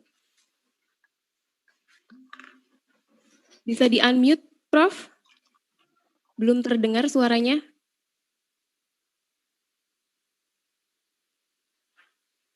Selamat siang, Prof. Prof. Abdul Qadir. Selamat siang. Ya, mohon untuk tanggapannya, Prof. Waktunya 10 menit. Terima kasih. Ya, saya terus terang tidak mengikuti presentasi dari Prof. Laksono karena saya baru saja bergabung. Cuma saya sempat mengikuti presentasi daripada Ibu Yuyun, tanggapan Ibu Yuyun dan dari Bu Titi Savitri. Jadi saya cuma berbicara dulu mengenai insentif sebenarnya. Jadi memang di Undang-Undang Dikdok nomor 20 tahun 2013 ini itu menyebutkan di pasal 31 ayat B bahwa mahasiswa itu berhak memperoleh insentif di rumah sakit pendidikan dan wahana pendidikan. Pertanyaannya tadi itu kan itu seperti Bu Savitri dan Dr. Yun sampaikan, siapa yang akan membayar? Itu kan di situ. Soalnya di rumah sakit itu misalnya kan rumah sakit pendidikan ini rata-rata adalah rumah sakit vertikal, rumah sakit di bawah Kementerian Kesehatan. Yang mereka setiap tahun itu menyusun RBA, rencana bisnis anggaran, itu anggaran tahun berikutnya. Kemudian mereka juga membayarkan remunerasi, tapi pembayaran remunerasi ini dibatasi oleh keputusan Menteri Keuangan bahwa remunerasi dibayarkan kepada pegawai organik. Mahasiswa ini kan peserta didik, tidak masuk dalam kategori pegawai organik, sehingga dengan demikian rumah sakit pendidikan tidak berhak dan tidak mempunyai kewajiban untuk membayar sebenarnya. Nah, yang kedua, tadi disampaikan oleh Ibu Savitri bahwa memang seperti itu yang terjadi. Tadi juga disampaikan, walaupun ada beberapa rumah sakit yang sekarang ini melakukan pembayaran insentif untuk atau honor atau remunerasi kepada PPDS, ya sebenarnya tidak teguran, ditegur. Kenapa? Karena itu dianggap tidak bisa ada dasar hukum untuk membayar sebenarnya, walaupun di dalam undang-undang seperti itu. Oleh karena itu memang ini harus dicarikan solusi bersama. Harus ada solusi bersama. Kalau dibebankan kepada rumah sakit pendidikan, misalnya rumah sakit pendidikan untuk membayar ini, persoalannya adalah pada saat penerimaan residen itu kadang-kadang direktur rumah sakit pendidikan tidak pernah dilibatkan oleh fakultas berapa sih akan diterima. diterima saja sebanyak-banyaknya, masuk dalam rumah sakit, kemudian rumah sakit itu nanti akan membayar. Itu sesuatu yang tidak mungkin dilakukan, pembayaran seperti itu. Dan satu mungkin yang harus dipahami bahwa teman-teman sekalian, dengan adanya proses pendidikan di rumah sakit pendidikan itu, terus terang di situ ada sesuatu yang disebut sebagai marginal cost. Ada marginal cost, ada biaya tambahan yang keluar oleh karena proses pendidikan. Saya kira dipahami bersama. Karena itu maka saya kira ini harus kita melakukan sesuatu duduk bersama. Usulan saya ini kan kita tidak bisa menyelesaikan persoalan insentif ini dalam jangka pendek. Di dalam jangka pendek ini, terus terang Kementerian Kesehatan sudah mempunyai keinginan di dalam masa pandemi COVID ini untuk memberikan insentif kepada residen dalam masa pandemi. Tapi persoalannya kan itu cuma sporadik untuk 6 bulan misalnya. Tapi setelah 6 bulan itu bagaimana? Siapa yang akan membayarkan? Ya. Oleh karena itu saya teringat kembali kemarin waktu kita pertama kali mencetuskan program internship. Program internship itu kan SKP 3 menteri sebenarnya, yaitu Menteri Pendidikan, Menteri Kesehatan, dan Kementerian Dalam Negeri kalau tidak salah ya, atau Menteri Keuangan ya pada saat itu, Menteri Keuangan. Pada saat itu kan akhirnya diambil keputusan bahwa ini dimasukkan dalam skema pembiayaan pendidikan dan biayanya ditanggung oleh Kementerian Kesehatan. Oleh karena itulah jangan heran kalau selama ini kami di Badan PPSDM menganggarkan hampir sekitar 800 miliar per tahun untuk membayarkan honor intensif untuk sekitar 12.000 lulusan Fakultas Kedokteran seluruh Indonesia per tahun. Nah, sekarang bagaimana dengan program PPDS? Sekarang ini kan program PPDS ini masih university based. Yang menerima university, yang mentes university, yang melakukan SPP-nya juga dibayar ke university. Itu kan semua universitas. Seharusnya semua pembiayaan itu ditanggung oleh universitas. Seharusnya seperti itu. Kenapa? Karena SPP-nya yang 15 juta, 20 juta itu tidak masuk ke rumah sakit. Tidak ada uang yang masuk ke rumah sakit. Semuanya masuk ke universitas. Seharusnya membiayai itu adalah universitas. Ya. Oleh karena itu, kalau memang universitas tidak memungkinkan, maka tolong bisakah kita melakukan perubahan sistem pendidikan untuk PPDS ini? Jangan lagi university based, tapi kita lari kepada hospital based. Kalau hospital based artinya apa? Rumah sakit mempunyai kewenangan untuk mengatur sendiri berapa sih jumlah residen yang saya mau terima. Misalnya akan menerima residen bedah, oke, rumah sakitnya saya cuma mau terima residen untuk pendidikan spesialis ini cuma sekian. Sehingga demikian rumah sakit itu mempunyai kemampuan untuk bisa menganggarkan anggarannya RBA-nya per tahun, sekian rumah sakit, sekian PPDS yang saya terima dan sekian yang saya biayai. Tetapi itu kalau proses pendidikannya adalah hospital based, diatur sendiri oleh rumah sakit itu. Tapi ini kan lucu ini, university based, pengaturannya universitas, kemudian SPP-nya masuk universitas, semua universitas. Tapi kok rumah sakit pendidikan bisa membayar insentif, kan lucu nih, seperti itu. Padahal tidak ada uang universitas masuk ke rumah sakit itu. Ya. Padahal rumah sakit itu sendiri dengan adanya proses pendidikan itu sudah ada marginal cost yang keluar. Saya dokter spesialis THT kebetulan mau mengajarkan residen saya untuk operasi tonsilektomi. Kalau saya sendiri operasi tonsilektomi 30 menit selesai. Tapi karena saya mengajarkan residen saya untuk operasi tonsilektomi, maka saya ajarkan mereka di mana insisinya, bagaimana mengikatnya, bagaimana dan sebagainya. Itu menghabiskan isofluoren berapa banyak, menghabiskan khas berapa banyak, habiskan benang berapa banyak, itu proses pendidikan terjadi.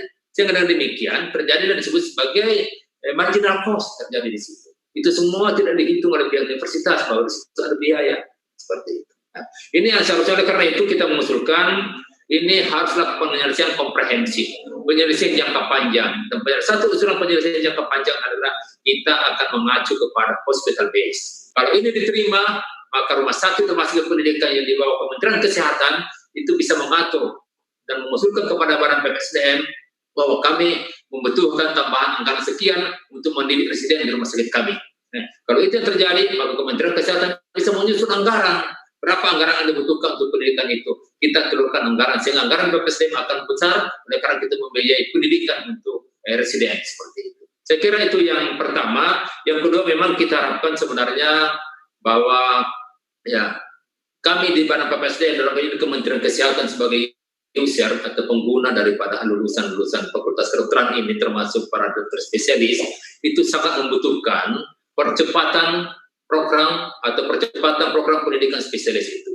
Karena kita kan melihat bahwa ternyata masih terjadi gap yang besar antara kebutuhan kita dengan produksi kita. Anggaplah misalnya dokter ahli paru, misalnya kalau tidak salah sekarang ini, kalau tidak salah informasi yang saya dapat, dokter ahli paru di Indonesia sekarang ini baru sekitar 1.200 orang. Di masa pandemi ini kita membutuhkan dokter ahli paru lebih banyak. Tapi produksi spesialis paru per tahun itu cuma berapa puluh. Gitu.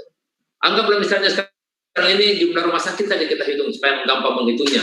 Jumlah rumah sakit kita sekarang ini anggaplah 3.000. Jumlah dokter paru sekarang kita 1.200. Artinya kita masih kurang 1.800 dokter paru. Kalau produksi dokter paru per tahun cuma misalnya sekitar 100 orang, berarti kita membutuhkan waktu di 18 tahun untuk memenuhi kebutuhan dokter paru kita sampai semua rumah sakit punya dokter paru minimal 1. Itu kan terlalu panjang. Salah satu jalan keluarnya itu adalah tadi dengan hospital base atau dengan percepatan peningkatan jumlah kuota penerimaan. Kita kan sekarang ini sudah mengacu pada undang-undang. Padahal undang-undang itu kan sesuatu yang bisa dirubah. Tidak ada undang-undang yang tidak bisa dirubah. Bila ada Permenkes yang harus dirubah, adalah Permenkes yang kita rubah seperti itu. Permenkes yang kita rubah. Sehingga demikian tidak menghambat kita untuk melakukan percepatan. Demi apa? Demi untuk memenuhi kebutuhan, demi untuk bagaimana melakukan distribusi yang merata di seluruh Indonesia, dan demi untuk menjaga menghadapi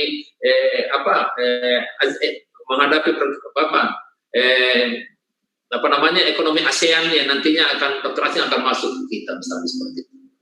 Saya kira ini yang tanggapan dari saya secara singkat. Saya cuma berpikir praktis-praktis saja, tidak berpikir terlalu banyak teori. Saya berpikir ya kalau kita mau melakukan perubahan ya berubah total lah. Janganlah berubahnya setengah-setengah.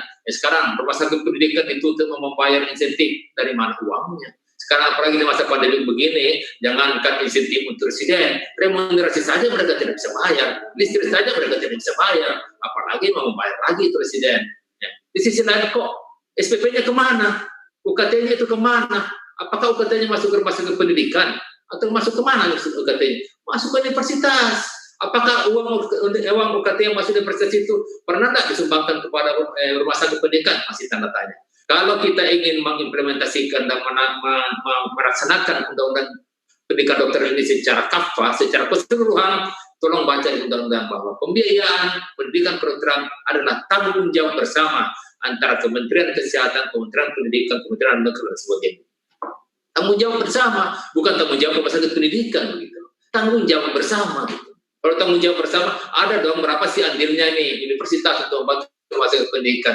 Itu harus jelas seperti itu. Saya kira itu dari saya. Terima kasih. Assalamualaikum warahmatullahi wabarakatuh.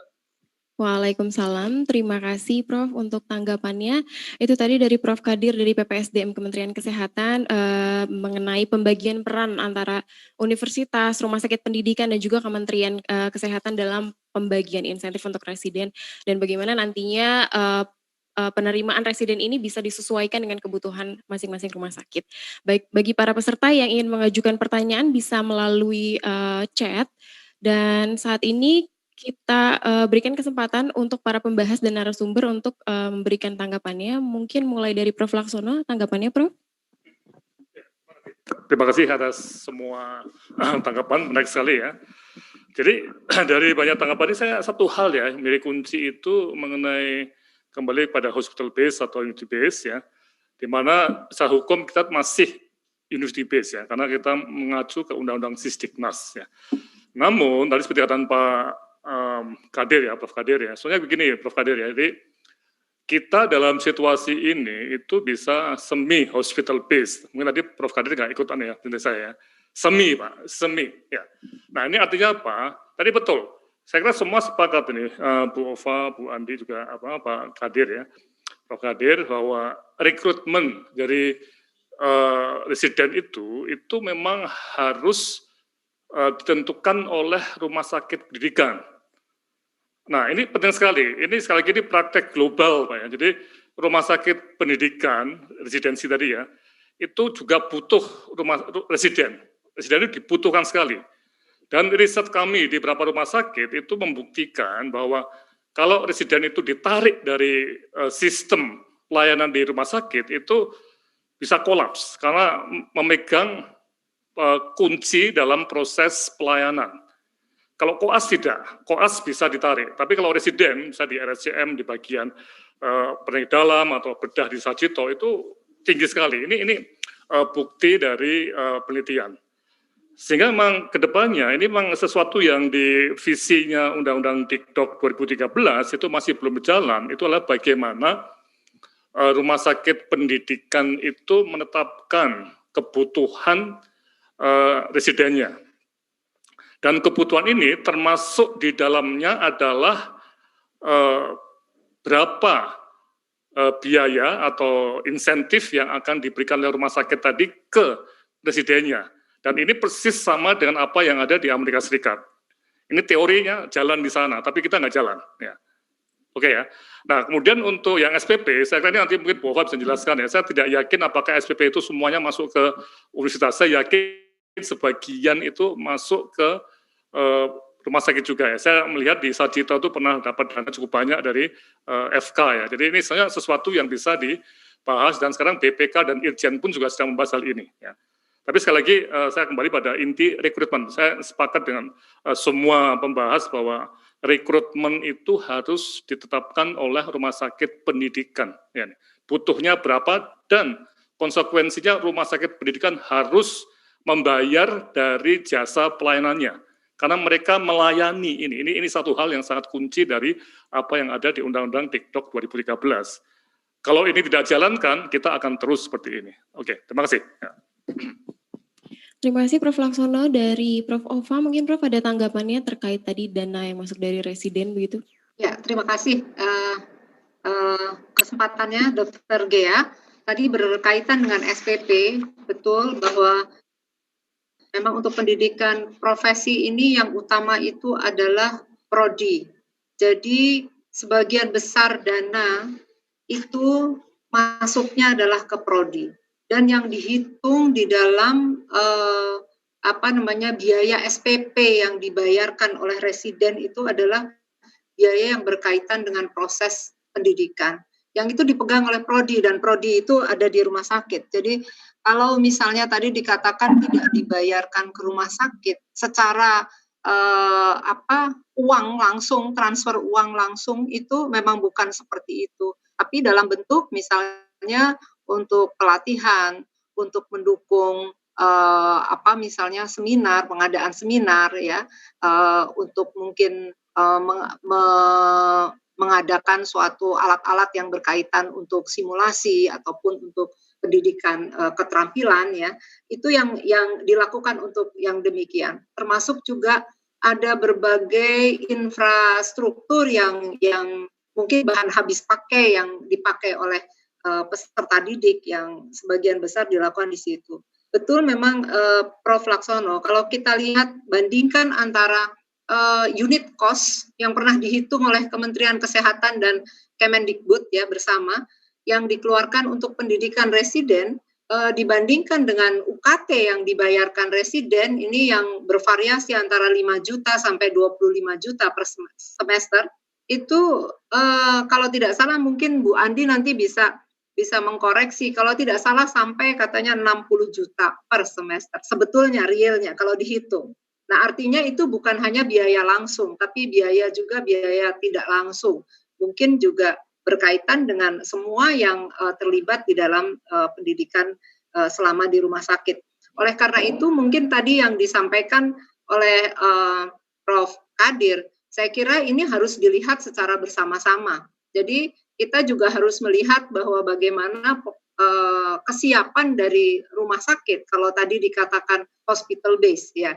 Kalau kita melihat pendidikan bukan hanya rumah sakit yang vertikal yang di bawahnya Kementerian Kesehatan, karena kita membutuhkan jejaring yang saya kira untuk kesiapan SDM, kesiapan yang berkaitan dengan infrastruktur pendidikan, ya itu masih kalau saya melihat di lapangan itu masih kita belum siap untuk ditantang ke sana. Tapi saya kira tadi yang disampaikan Prof. Laksono itu merupakan satu jalan tengah yang memberikan solusi. Jadi mestinya memang kuota untuk rekrutmen ini mestinya ditentukan bersama dan tentunya berapa yang bisa diterima oleh misalnya satu rumah sakit ya harus di-maintain seperti itu sehingga memang itu masuk di dalam perhitungan dari biaya yang bisa dikeluarkan oleh rumah sakit. Jadi jangan berlebihan. Yang tentunya tadi ini di chat dikatakan kalau mahasiswanya 1.000 masa harus bayar 1.000, saya kira tidak seperti itu. Dan saya kira ini perlu kita carikan jalan keluar yang tentunya tidak melemahkan dari apa yang sudah ada sekarang ini. Terima kasih. Terima kasih Prof. tanggapannya. Kemudian kita ke Dr. Andi Wahyuni, Dok, ada tanggapan? Terima kasih.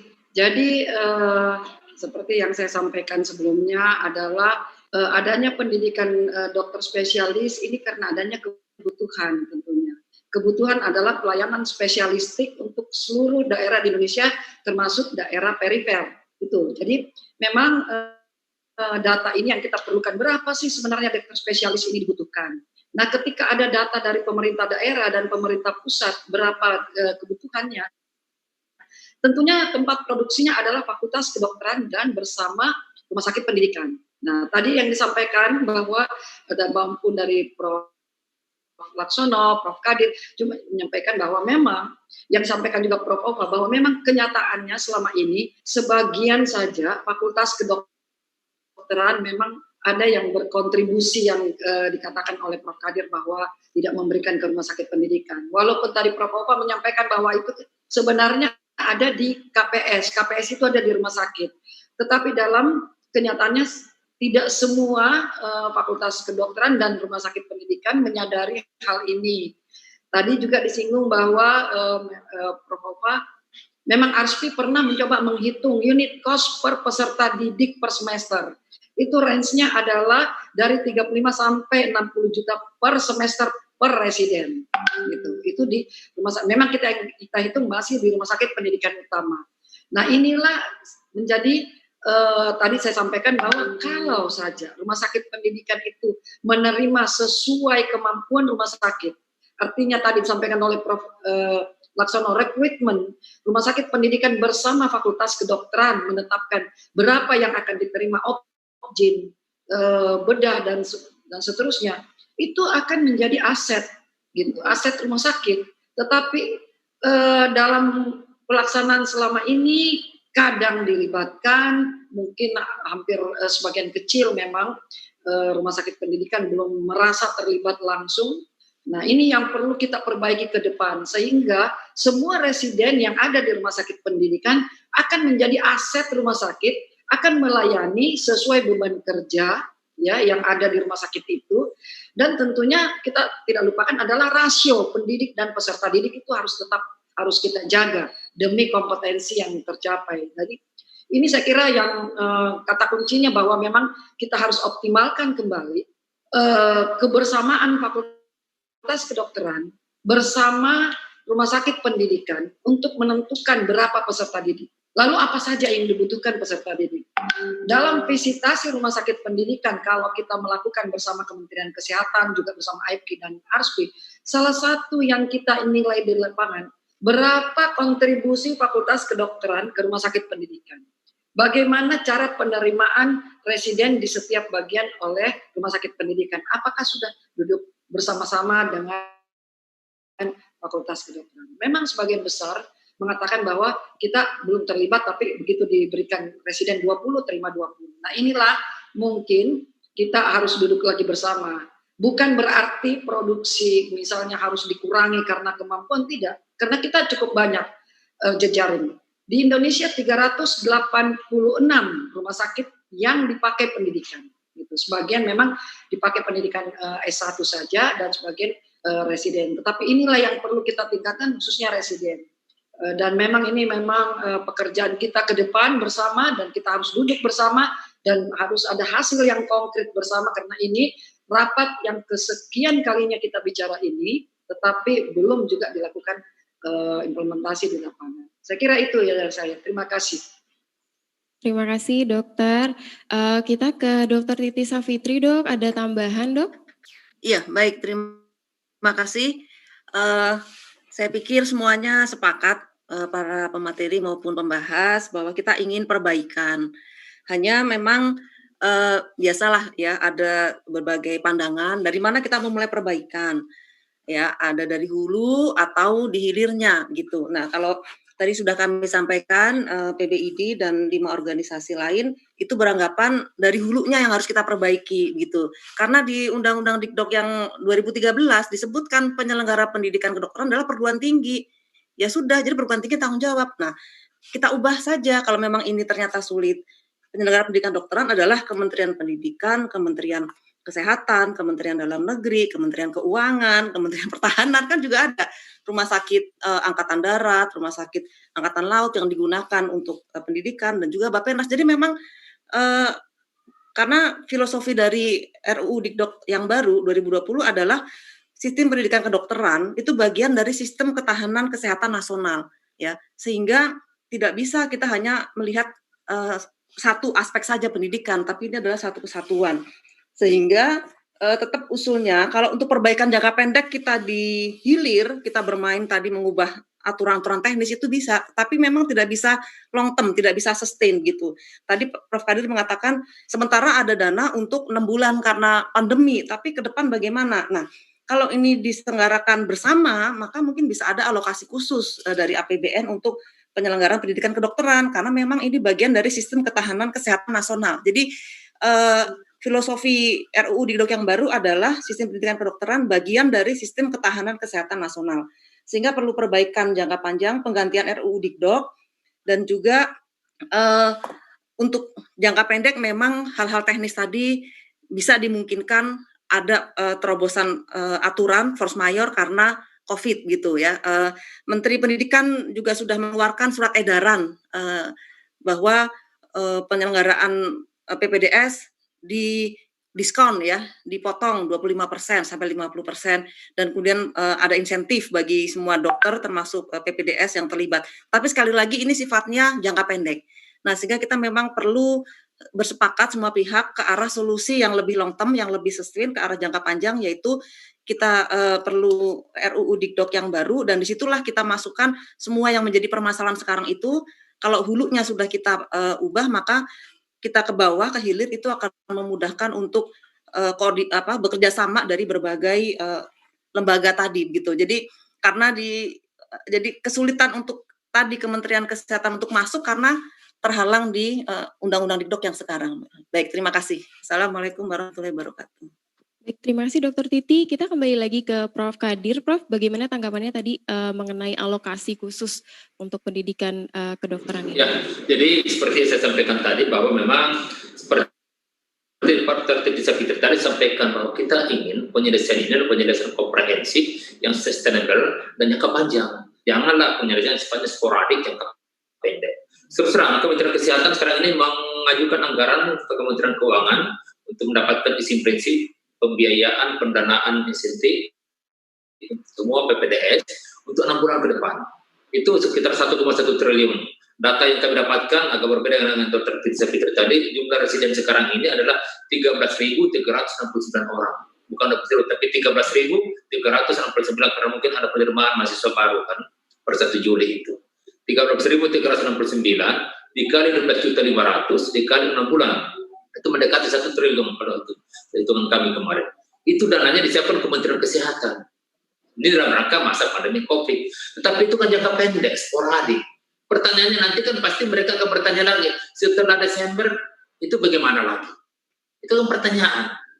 Padahal ini kan kita bertanya tentang implementasi pasal 31 ayat B tentang undang-undang Dikdok itu. Nah, ini memang tidak bisa dong penyelesaiannya cuma sepotong-sepotong seperti itu. Penyelesaiannya harus komprehensif. Adapun tadi Dr. Opa menyampaikan tentang gimana sumbangsi universitas ke fakultas, saya terus terang, saya juga dosen, saya juga 11 tahun memimpin rumah sakit pendidikan, itu sebenarnya sih tidak terjadi seperti itu. Adapun bahwa prodi-prodi itu ada di rumah sakit, ya dia ngurusi proses pendidikannya, tapi tidak membantu rumah sakit untuk biaya personal rumah sakit. Apakah misalnya dengan begitu universitas atau fakultas itu membiayai misalnya biaya listrik di rumah sakit, biaya pembelian obat-obat di rumah sakit? Enggak. Mereka cuma biayai itu ya pertemuan mereka sendiri di SMM-nya, di departemennya, biaya seminar di departemennya, biaya makan di departemennya, tapi bukan untuk di rumah sakit. Itu kan seperti itu yang terjadi. Oleh karena itu saya ingin Pak Prof. Laksono ini penjelasan komprehensif. Tadi saya berpikir, apakah kita tidak dulu, ini kan mesti secepatnya, sekarang ini momentum buat kita untuk melakukan perubahan dengan adanya COVID-19. Momentumnya sekarang ini. Kalau kita mau berubah atau tidak mau berubah, sekarang momentumnya. Oleh karena itu, kalau kita mau berubah, saya pikir, oke lah, kita berubah drastis saja lah, revolusioner aja lah, janganlah setengah-setengah perubahannya. Usulkan saja lah perubahan pendidikan itu dengan berbasis kepada hospital base. Dengan demikian, rumah sakit pendidikan itu bisa menghitung berapa sih anggaran yang disiapkan untuk membiayai residen ini, sehingga pembiayaan residen ini setiap bulan bisa dianggarkan oleh rumah sakit. Gitu. Penerimaan residen pun oleh rumah sakit bisa dihitung berapa sih residen yang bisa saya terima tahun ini. Tidak seperti sekarang, ujuk-ujuk masuk ke rumah sakit berapa ratus orang, ya. Ujuk-ujuk masuk ke rumah sakit 1.200 orang, ya. Seperti itu yang terjadi sekarang ini. Ya. Itulah yang saya pikir. Karena itu saya tadi berpikir begini, apakah tidak sebaiknya Departemen Pendidikan, saya sebenarnya besok bisa janji dengan Prof. Nisam, sebenarnya saya sendiri, Prof. Nisam dengan saya dari Kementerian Kesehatan, kemudian kita juga harus melibatkan BPJS. Tadi kan Prof. Laksono menyampaikan bahwa mereka harus dibayar jasanya. Ya, sekarang ini kan dengan pembiayaan BPJS artinya apa? Seharusnya BPJS bisa menerima residen ini sebagai DPJP. Sekarang kan kalau residen yang tanda tangan dari rekam medis itu ya tidak dibayar oleh BPJS. Kenapa? Karena beliau bukan DPJP. Seharusnya BPJS bisa memperlakukan residen ini sebagai DPJP, sehingga kalaupun dia tanda tangan itu bisa diterima, sehingga semua pasien yang dirawat oleh BPJS itu bisa diinputkan ke dalam sistem informasi rumah sakit, sehingga dengan demikian rumah sakit bisa menghitung jasanya per bulan. Berapa sih jasa yang saya bayarkan kepada PPDS ini karena mengerjakan pasien ini? Saya kira ini solusi jangka panjang, Pak Prof. Laksono. Kalau memang sekarang kita belum bisa merubah sistem kita ke dalam hospital base, di mana rumah sakit betul-betul menanggung 100%, minimal BPJS duduk bersama dengan kita. Ini jalan tengah yang saya usulkan.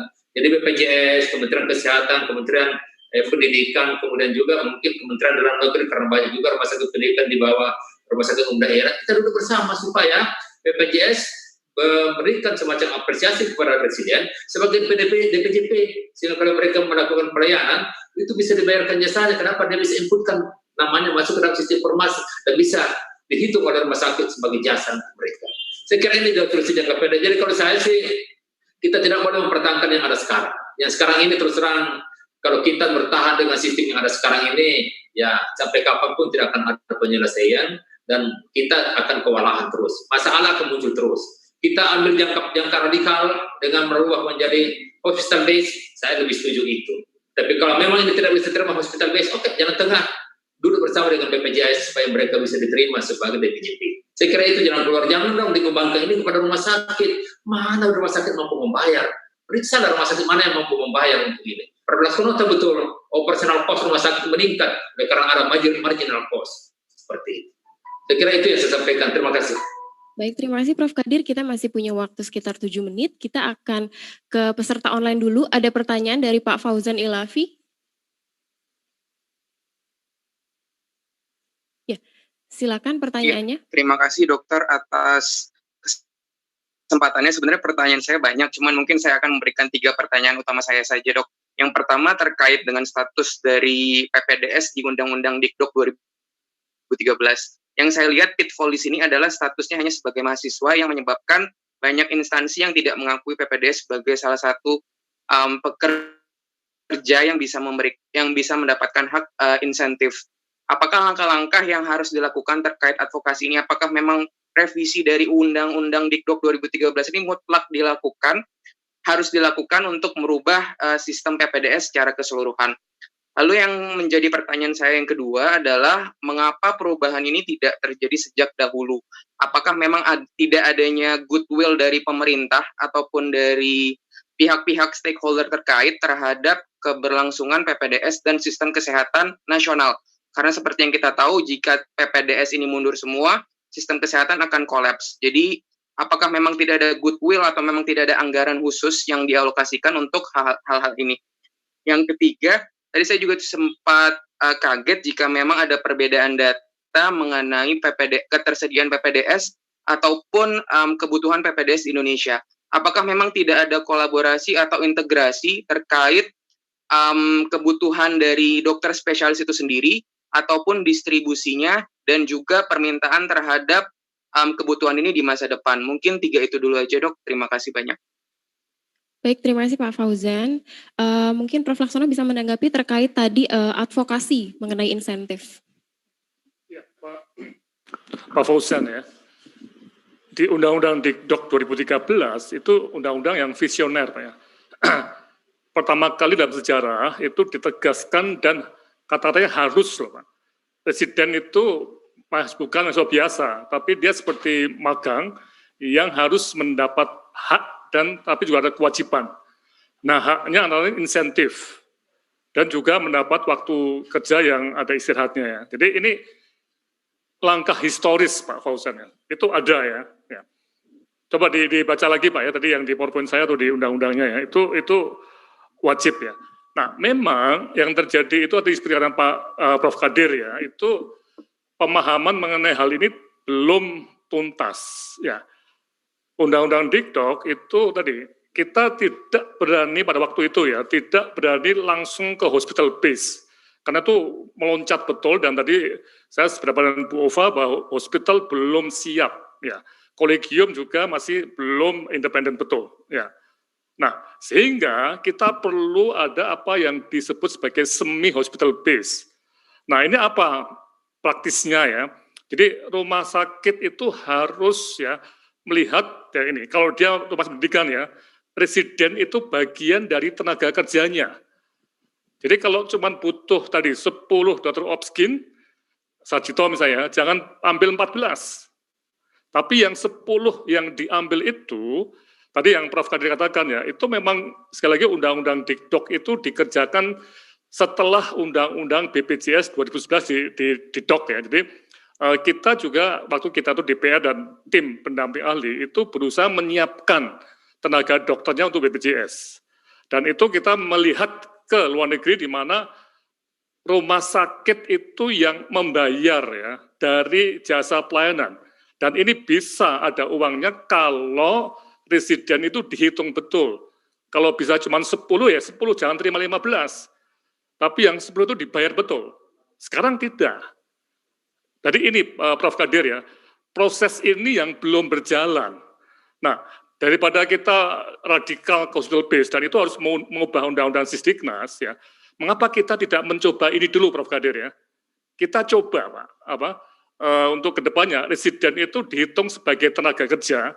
Jadi 6 bulan ini kita punya window of opportunity Pak, 6 bulan untuk memperbaiki kebijakan ya, supaya kedepannya itu jelas. Nah, kalau memang kapasitas rumah sakit pendidikan besar itu kurang, ya ke tempat lain. Ini sudah hospital base punya. Cuman tetap ijazahnya dari perguruan tinggi, karena ada undang-undang Sisdiknas. Oke ya, sekali lagi, saya sebagai tim pendamping ahli pada waktu itu tidak mengusulkan untuk radikal, Pak, tapi bertahap. Karena kita sebagai bangsa itu harus punya tahapan yang betul-betul bagus, Pak, untuk sampai ke sana. Ya. Oke ya, jadi seperti itu Pak Fauzan ya. Jadi saya kira ini sebuah hal yang kita perlu betul untuk mempelajari apa visi undang-undang tadi dan bagaimana step by step-nya untuk mewujudkan visi. Jangan sampai kita cuma debat ganti undang-undang, revisi undang-undang, tapi kita tidak tahu sebenarnya apa toh yang terjadi itu. Jangan-jangan belum dikerjakan semua. Nah, ini jadi masalah besar bagi bangsa kita. Kita gaduh betul, tapi tidak menjalankan apa yang diperintahkan undang-undang, ini masalahnya. Oke, makasih Bu. Oke, terima kasih Prof. Mungkin terkait isu kenapa isu insentif ini tidak digencarkan dari dulu, apakah tidak ada goodwill dari pemerintah atau memang tidak ada anggarannya? Mungkin kita bisa ke Prof. Kadir, Prof.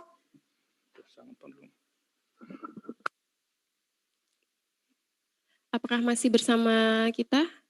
Oh, baik. Kalau begitu mungkin dari Prof. Ova, ada tambahan, Prof?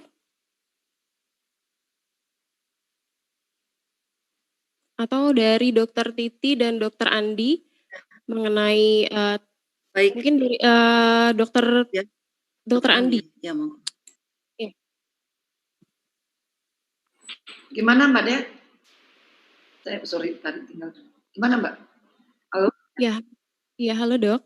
Ya, mungkin tanggapannya Dok tadi terhadap kenapa kok isu insentif ini baru mulai digencarkan? Kenapa tidak dari dulu? Apakah memang tidak ada goodwill dari masing-masing pihak atau memang tidak ada anggarannya? Ya, kalau bicara dari pemerintah, mungkin saya kira lebih tepat Prof. Kadir yang akan bicara bahwa dari pemerintahan seperti apa. Tetapi bukan baru sekarang gencarnya. Jadi selama ini yang sekaligus dengan tadi bahwa data itu tidak apakah betul data tidak ada sesuai kebutuhan. Nah, sekali lagi saya sampaikan bahwa kita ini selalu lemah dalam soal data. Sebagai contoh, data profesi yang saya kebetulan anestesi.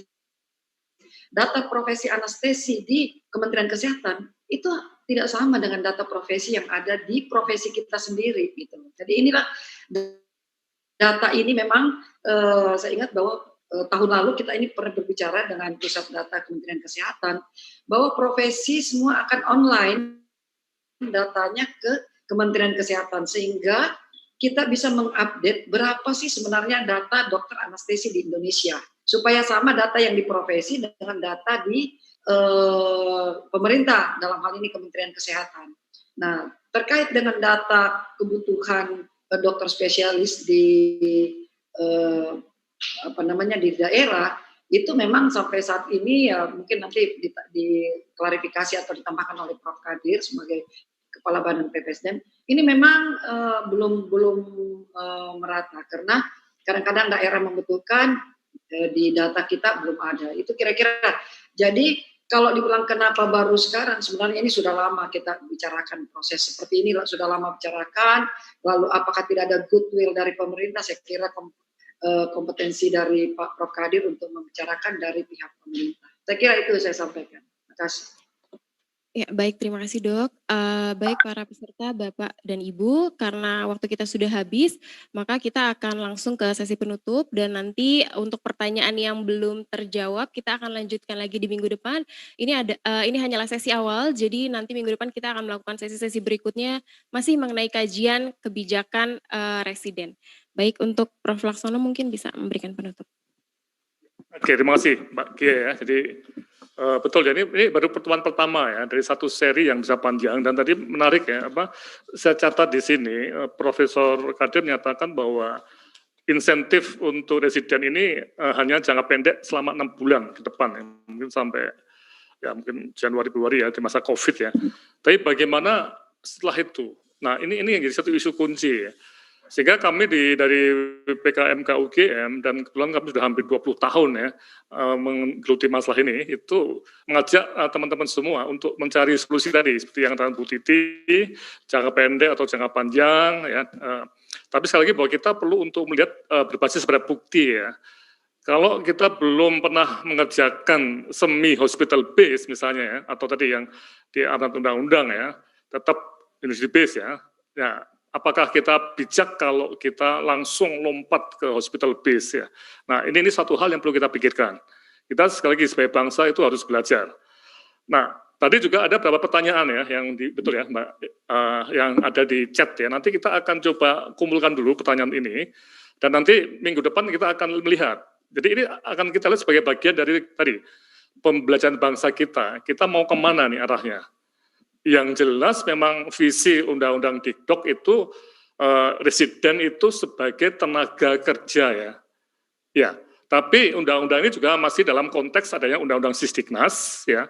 Juga dalam konteks situasi sektor kesehatan yang belum semaju di luar negeri, masih ada semacam tidak independensi dari berbagai pihak ya. Nah, sehingga tetap ada suatu kebijakan yang university based ya. Tapi kedepannya bagaimana? Nah, ini yang menarik ya. Sehingga tolong Bapak Ibu semua mungkin bisa masuk ke website ya, ke website www.pendidikankedokteran.net. Nah, di website ini nanti kita akan ada suatu klik khusus mengenai kebijakan pendidikan residen di situ. Nah, kita menggunakan pendekatan pembelajaran tadi ya. Tentunya ada tadi seperti Bu Titi ya, banyak pihak yang mungkin punya persepsi atau punya mazhab sendiri mengenai bagaimana solusinya ya. Jadi seperti pepatah lama ya, banyak jalan menuju Roma ya. Tapi ini harus kita kerjakan. Bagaimana menuju Roma dengan sebaik-baiknya tanpa ada trial dan error yang terlalu berat ya. Nah, untuk itu di dalam website ini nanti kita akan coba mengundang banyak pihak untuk bicara mengenai bagaimana manajemen pendidikan tinggi kedokteran. Tadi Bu Titi banyak membahas mengenai hal itu ya, yang mungkin lebih relevan kalau kita bahas pada pertemuan berikutnya atau khusus mengenai manajemen pendidikan tinggi kedokteran ya. Mengapa kok kita butuh expert, tidak hanya dokter ya, nanti itu ada jawabannya semua ya. Nah, kemudian juga kita akan menggunakan web ini untuk menyimpan tadi berbagai hal, termasuk referensi-referensi.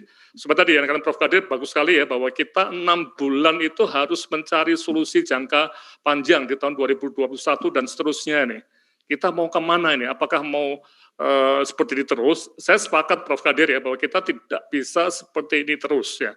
Tapi saya akan sulit menerima kalau kita langsung tahun depan sudah hospital base nih. Ini revolusi betul, tapi bisa terjadi dari mulut buaya masuk mulut singa nih kalau kita nggak hati-hati ya. Jadi kita perlu betul hati-hati untuk mencari solusi dan kesimpulan akhir yang nanti di web ini akan kita banyak bahas adalah mari kita coba praktekkan atau kita kerjakan visi yang diamanatkan oleh Undang-Undang Dikdok. Secara hukum, walaupun mungkin pihak ID ingin merubah ya, tapi secara hukum Undang-Undang Dikdok itu masih mempunyai fungsi ya secara hukum, tidak boleh dibantah sampai undang-undang itu diganti atau direvisi ya. Jadi mari kita bebas bicara mengenai revisi undang-undang, tapi secara hukum kita masih harus mengikuti Undang-Undang Dikdok tadi. Oleh karena itu, mari kita coba diskusikan, mari kita pelajari bersama dengan baik, walaupun banyak masa, banyak jalan, tapi kita tetap satu menuju ke pendidikan kedokteran yang lebih baik lagi dan pemenuhan jumlah dan mutu residen untuk memenuhi jumlah spesialis supaya Indonesia mengalami pemerataan pelayanan kesehatan yang berkeadilan. Saya kira demikian, Bu Gia ya. Kita ketemu lagi minggu depan dan minggu-minggu berikutnya. Jangan kemana-mana. Terima kasih.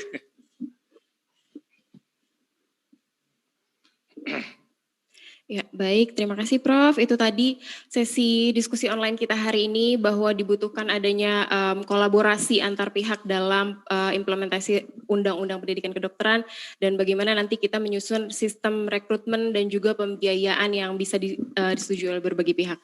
Baik, Bapak dan Ibu, untuk sesi selanjutnya nanti akan dilanjutkan minggu depan dan kami berharap Bapak dan Ibu akan dapat bergabung lagi bersama kami tentunya untuk memberikan masukan dalam usulan-usulan kebijakan ke depannya. Baik, sekian. Terima kasih. Wassalamualaikum warahmatullahi wabarakatuh. Terima kasih Prof. Laksono, terima kasih Dr. Titi, Prof. Kadir, Prof. Ova, dan Dr. Andi. Assalamualaikum.